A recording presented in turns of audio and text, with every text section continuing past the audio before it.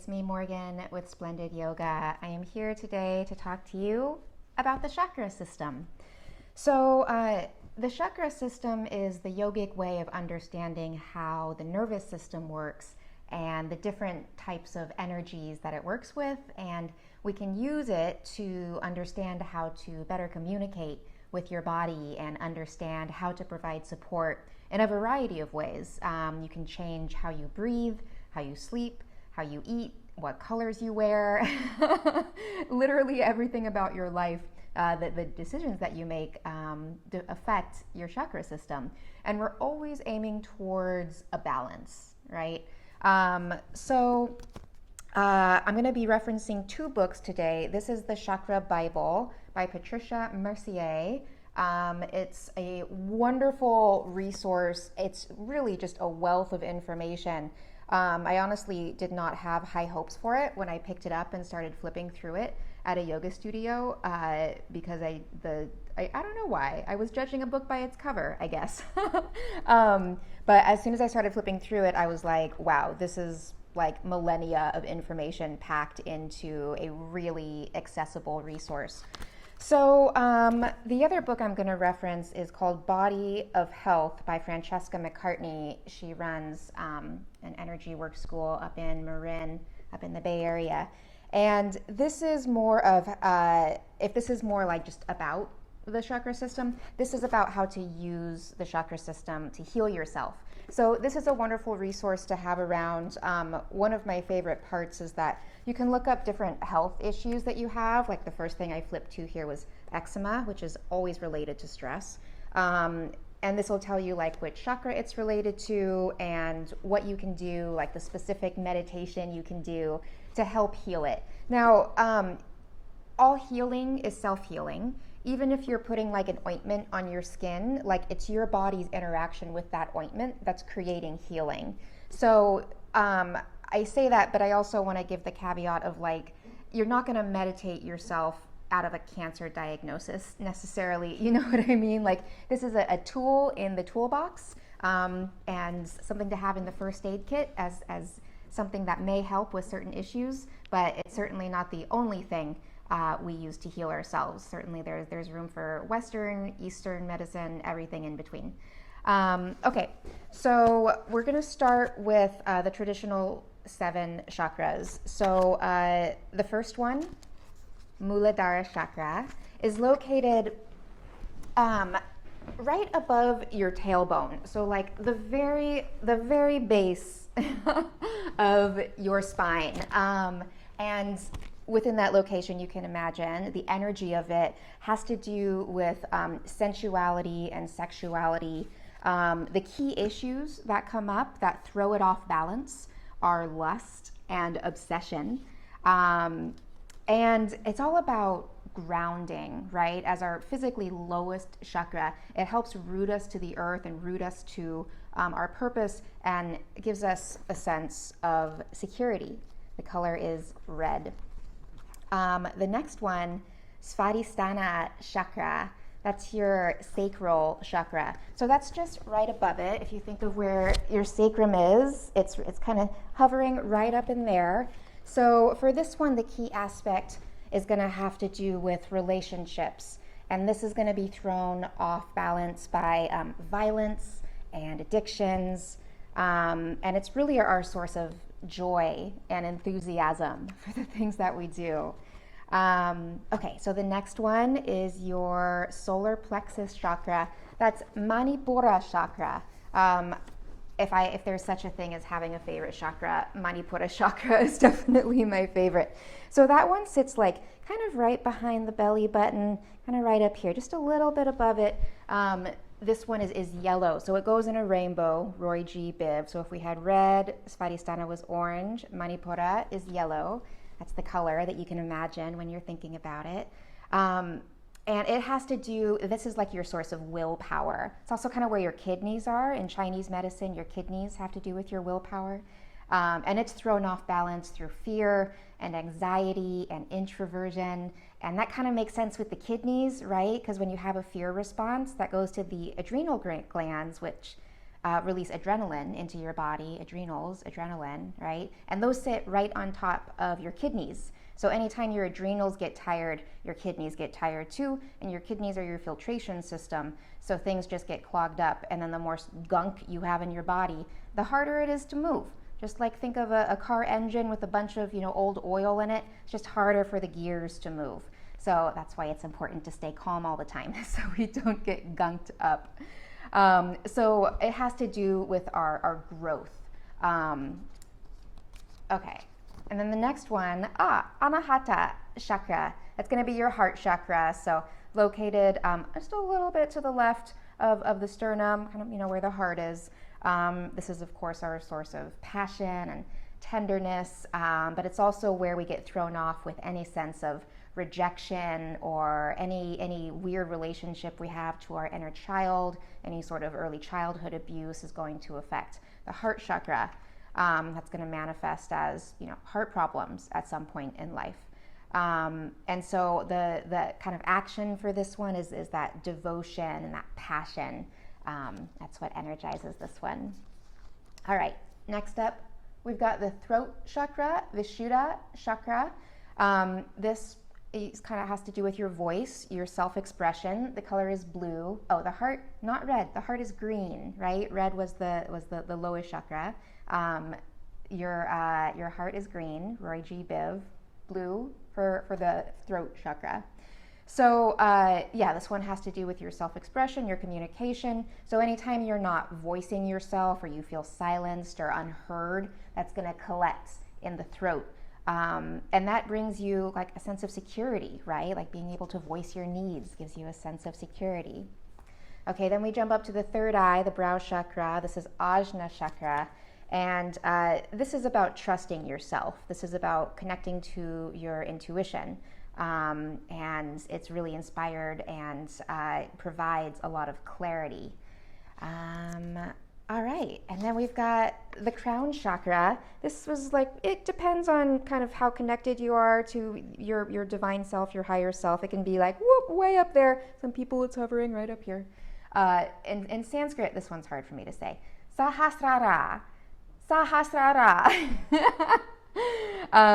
Okay, so this is your crown chakra. Some people say it's violet or like a deep indigo. I think of it more like the color of the universe. Like I think of a galaxy all lit up.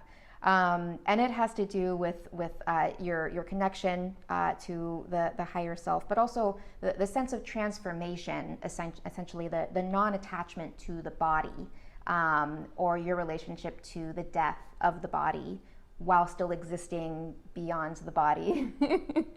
So it has to do with beingness, with unity through transcendental consciousness. That's a wonderful way to put it. Okay, so those are the 7 chakras that we're working with. I'm going to show you this picture here while the sun's setting before I lose my light. Of kind of, you can see it visually, how it lines up with the spine here. And then I'm just going to go down this list to give you an idea of how you know if a chakra is in balance and how you know if a chakra is out of balance. So for your root chakra, if you're feeling healthy, you'll experience a sense of prosperity and abundance. You can hear Spike barking at the birds outside. You'll feel really grounded in your body. But if it's off balance, you're going to feel a lot of anxiety and stress. You're going to have a sense of this poverty story that you tell yourself about how you lack and everything that's you don't have in your life. And you're going to have a lot of fear around your career and your health. So for to deal with that yogically, you would do some squats, and you can do really quick squats up and down to kind of get that energy down to the ground. Mm-hmm. Okay, so for the second chakra, that was your Svadhisthana, your sacral chakra. If this is feeling healthy, you're going to have a balanced sexual identity wherever that falls on the spectrum. It is a moving target, but it's going to feel like you have a healthy relationship to it.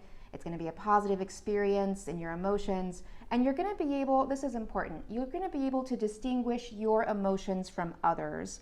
Especially right now, I'm filming this during, the height of COVID, one of the heights of COVID, And it's easy to feel the collective conscious grief and anxiety and fear and confuse it for our own. Because when the body feels something, the mind immediately tries to make sense of it and tell itself the story of why it feels that way. And of course, there's any number of reasons at any given time that we could be sad or scared or anxious, right? There's you could come up with an infinite number of reasons right now why you should feel that way. But if you take a moment and you're feeling balanced in your sacral chakra, you've got that rootedness, then you're going to be able to recognize before it even hits your brain, like, oh, I'm feeling, this difficult emotion, but is it mine? Did something just happen to me that requires grieving, right? Did I just personally experience a loss? Is there actually something to be afraid of? Or is my mind just trying to protect me? Or am I feeling the fear of the other people who are out of balance, right? And so it's in that observance that you're able to stay in your body and in your homeostasis in order to stay at peace, even while the world burns around you. So if this one's feeling out of balance, you're going to experience, sexual energy dysfunction. You're going to have cramps and bloating, common, of course, for women. You're going to have mood swings, depression. So this is a really common one for anyone who experiences a moon cycle. Of course, it's really easy for this one to be thrown out of balance when you have just all this weight of the endometrium sitting in you, a couple extra ounces of bloody goodness. So the way to balance this is just to be really, really gentle with it. And I like a really gentle back bend. I'll show you guys here, where you're supporting the low back. So as I lay down, you can do this with a block. I'm using a ball here because it's really soft. It feels really good. This is a Pilates ball. It's actually called a Gorgeous ball. I sell these in my shop. And you just set it underneath your sacrum. And we've talked about this, right? That's the triangle bone kind of right above your butt crack. And it's really nice just to put some weight on here. You can let your legs go out and you kind of see how that really opens up that sacral area and just is like, you know what, it's okay, sacrum, like we're here, I'm supporting you. Giving it that really soft support, like with a pillow underneath it, just lets it just kind of come back into balance. And of course, anytime you're trying to balance your chakras, just imagining the color is a very powerful way of letting the chakra know that it can shine a little brighter. Okay.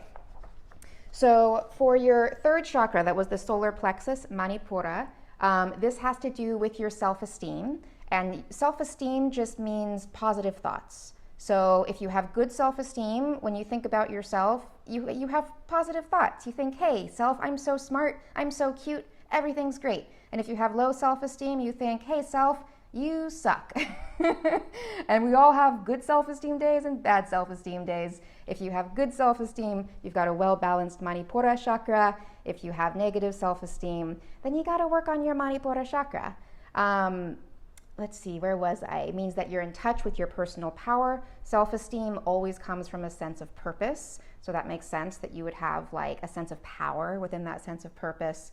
It's an easy recharge of vitality. You're not feeling drained all the time. Oh, and you have good dream recall. I thought that was kind of an interesting one that's related to the solar plexus. If you remember your dreams when you wake up, that means you have a really balanced third chakra. So if you're feeling tired all the time, if you have some dizziness, if you've got that low self-esteem, if you're having indigestion like acid reflux, or if you have difficulty waking up. And I know for the college kids, it's a little tough because you're actually at an age where your sleep cycle is going to be different than it is at any other time in your life. You may just need more sleep. And of course, collectively, we're going through that global grieving. So we all just need more sleep. We all just need more rest. But if you can't like feel awake ever throughout the day, if you just like wake up and you're just like, I could sleep for 12 more hours, that's a sign that your Manipura chakra is a little off.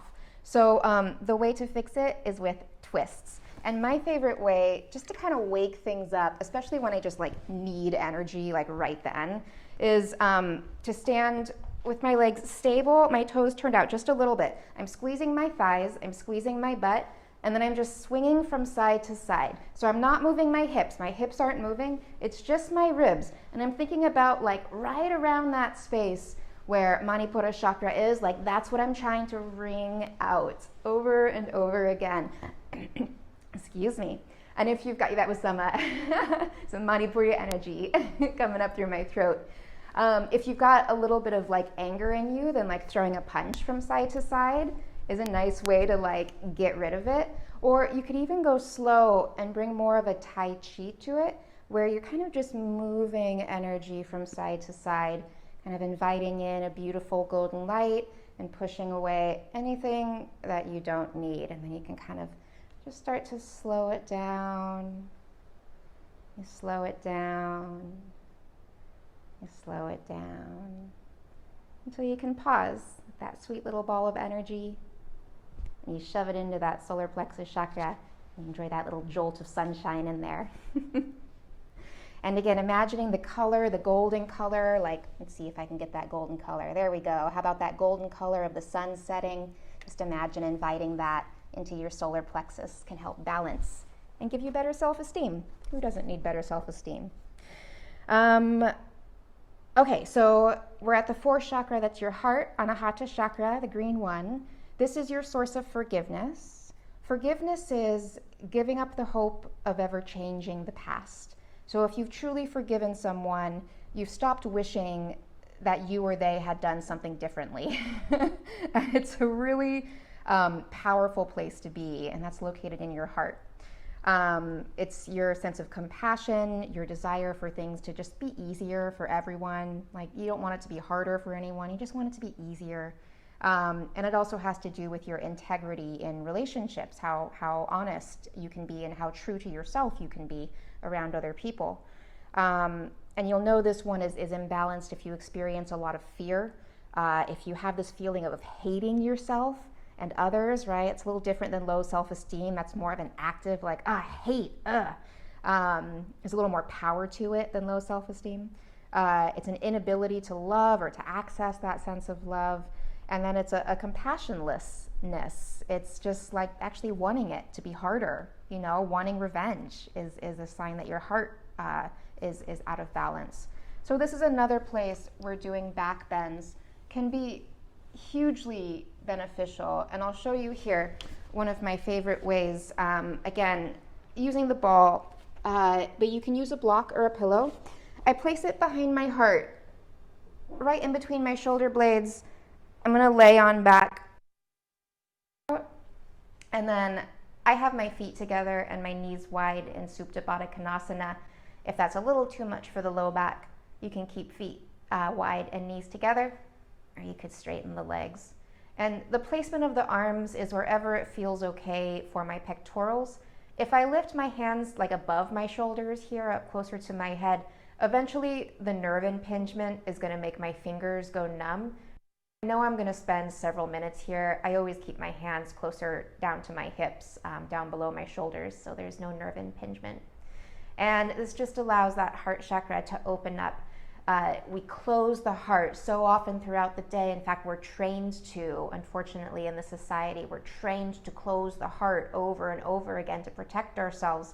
And so this is the practice of saying, hey, little heart, it's safe. You can come out now. You can open up.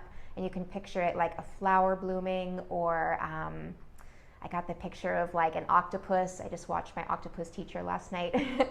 Picture it like an octopus like ballooning out and opening up.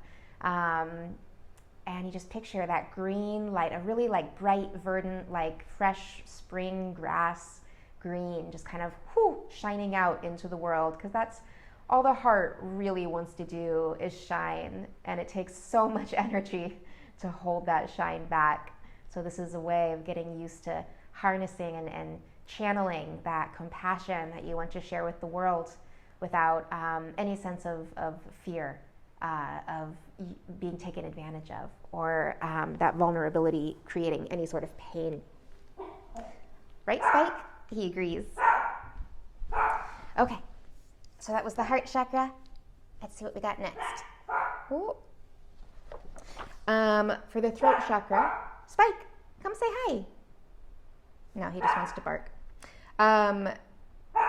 This is your source of self-expression. Oh gosh, I'm so crooked. How does that keep happening? Your source of self-expression and creative energy and your ability to ask for what you want, right? So if you have a hard time communicating what you want, you're going to feel like that blockage in your throat. And you'll know that it's imbalanced if you don't trust anyone. Because if you can't communicate, then how can you trust anyone else to communicate your truth or their truth?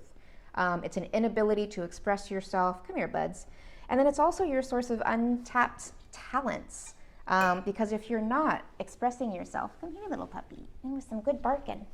If you're not expressing yourself, it gets trapped in there, right? You're trying to express the heart's passion, and it wants to come out through your voice. And if it doesn't come out, then it's just like right there. So the way to open that up is to just lift the neck up and lower it down, and look to the side. And look to the side. Bring an ear to the shoulder. Bring an ear to the shoulder. And shrug the shoulders up like a turtle. And lengthen like a giraffe. And then just let it relax. You can massage right behind the jaw and kind of press into that big muscle right there. You're going to find a muscle called the sternocleidomastoid that runs. It's that big one that you can kind of see sticking out there. It runs all the way up here, and you can kind of press. You'll find a few really sensitive spots. If you open and close your jaw, you might find some sensitive spots in there. You can massage out that jaw area, which we clench when we're not communicating what we really need to be communicating. So you can massage that out a little bit, kind of push up into like right underneath the earlobe there. Got the skull sitting right on top there. Yeah. And if you are watching this during non-COVID times, you could go get a neck massage. You could go get a chair massage from one of those cheapy massage places where you can get like 20-minute massage for $20. That's another great way to open the throat chakra, even from the back, right? Because it's not just the front, the throat's in the back as well. Okay, we jump up to Ajna chakra, your third eye chakra, which is your source of objectivity, of clear-sightedness, and of seeking truth versus lies. So if you've ever known someone who is like just no bullshit, they immediately know when people are lying, like really good poker players who can read bluffs. That's because they have a good connection to their sixth chakra, their Ajna chakra. So if it's imbalanced, then you're going to experience a subjectivity. You're going to have headaches, and you're going to be really dogmatic or critical. You're going to feel very boxed in to what you think life should be and how other people should live their lives, and it's just going to bring up that judgment. So one of the ways to open it, we did this in one of the other classes, is through alternate nostril breathing, specifically with the fingers up against the brow, where you're breathing from side to side, in through one nostril, out through the other. If you're a crystals sort of person, you can grab a crystal like an amethyst or a clear quartz, and you can hold those up and just kind of imagine it just like vacuuming out all the judgment, anything that's gotten in the way of your connection to your inner self. It's another place that you can kind of massage, like lifting up and then going up along the eyebrows as well. You can dig your hands into the sides of your temples, like you're trying to like lift up the top half of your head. It kind of helps open things up there. Or the Anjali Mudra, where I'm like really digging my thumbs up here in between my eyebrows. There's a little notch that you can feel in the skull, the ocular nerve notch, and you really just like, I'm putting like a lot of pressure in here to lift up, and at the same time, I'm gently pressing my chin down and in to massage out that area. So just a little bit of physical manipulation in order to give a little more openness to that Ajna chakra. And then we have the crown chakra, Sahasrara. I've been saying it for years. It never gets easy. So this is, if it's open, if it's balanced, your source of self-acceptance, of spiritual knowledge, and your sense of purpose, your spirit's purpose. If it's imbalanced, you're going to have an inability to express yourself. You're going to have invalidation and so much self-doubt, right? Because if we don't have that sense of purpose, we're constantly questioning why we're doing what we're doing. And especially in a college program, unless you are just like at your age so clearly set and like, absolutely, this is my major, this is my career plan, I know this is my purpose 100%, you are probably like 1% of the population. Most of the kids going to college don't have any clue, and the careers they end up doing have very little to do with their actual degrees. So I offer this to you hopefully as a little bit of relief that like, it's okay that you don't have it all figured out, but here's how to kind of speed along that process of figuring out what it is your process is. We're gonna do a headstand 2 ways. I can't remember if I've done this one with you guys before, but it's worth revisiting. So if you have a couple of blocks or like a chair around, you're gonna do the headstand actually standing on your feet.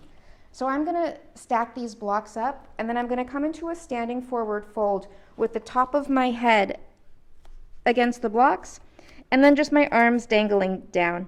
And my feet are like far enough apart, in here they're mat distance apart, so that I feel stable, so that I don't feel like I'm like gonna fall forward or backwards. And I'm just trying to stimulate like the top of my head, and it's gonna feel really interesting when I release this. So I would invite you to hold this for like at least a minute. If you have a headstand practice, you can do this against the wall. You can check out the headstand practice in the Splendid Yoga online module. There's a link up there that you can check out. We'll see how this goes with my wireless microphone here. But the most important thing to remember about the headstand is that the top of your head is touching the ground, but there's no weight in the neck, especially not when you're first learning. You have to build up the neck muscles to support the weight of the body. All of the weight is in your arms. All of the weight is in your forearms, okay? So the crown of the head is touching the ground, but just barely. It's not pressing against the ground. So you come into the headstand, bloop, and you hold this for about a minute. You can put the legs all the way up. You can do some core work while you're here. When you're ready to come down, you do so very slowly. The whole point is to get pressure in the head. And then you reach your arms up and you open your arms up, and then imagine like a beam of light, like a giant pipe of light coming down in between your hands and then just surrounding your whole body. And it's that color of the universe. And you can think or you can say out loud like, I am open, I am receptive.